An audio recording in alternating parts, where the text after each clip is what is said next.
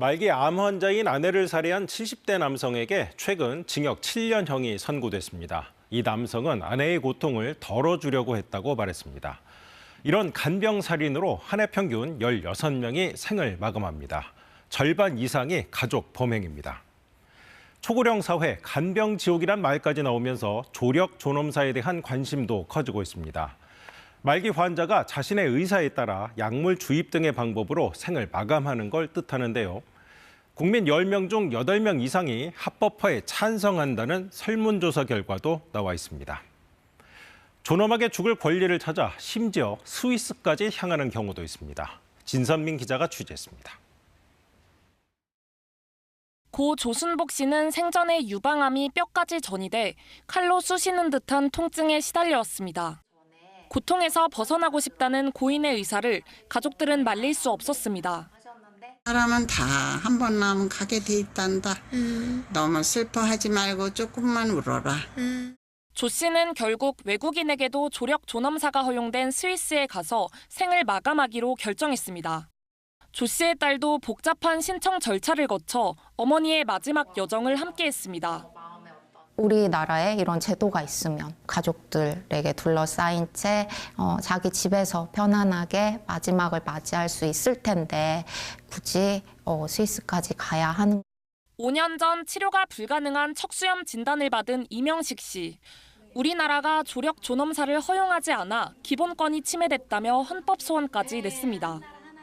연명의료 결정 그리고 호스피스만으로는 해결할 수 없는 그런 고통이 또 있단 말이에요. 그런 분들에게도 선택지가 주어져야 된다. 그게 진정한 자기결정권이라고 생각합니다. 정부는 기본권 침해가 아니라는 의견을 헌재에 냈습니다.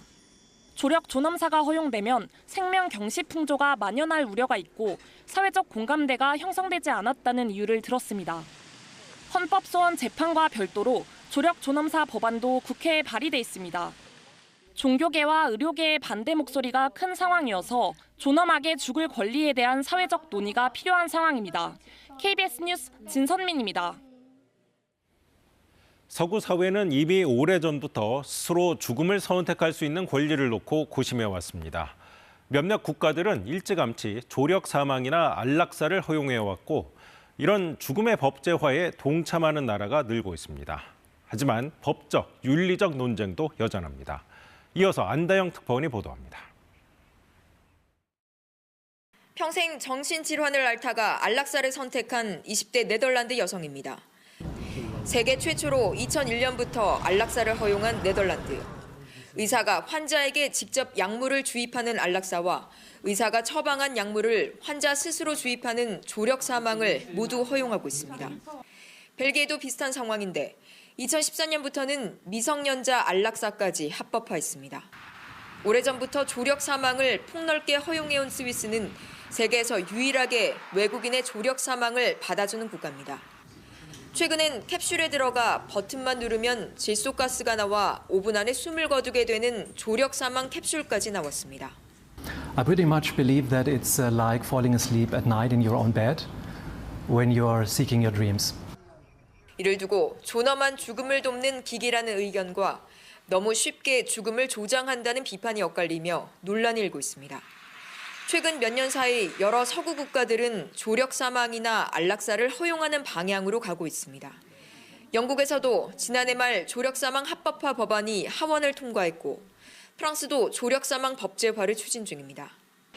하지만 죽음을 둘러싼 자기결정권을 어디까지 허용할지 또 스스로 판단 능력이 없는 치매 환자 안락사가 합당한지 등 법적 윤리적 논쟁은 유럽 사회에서도 여전히 거셉니다.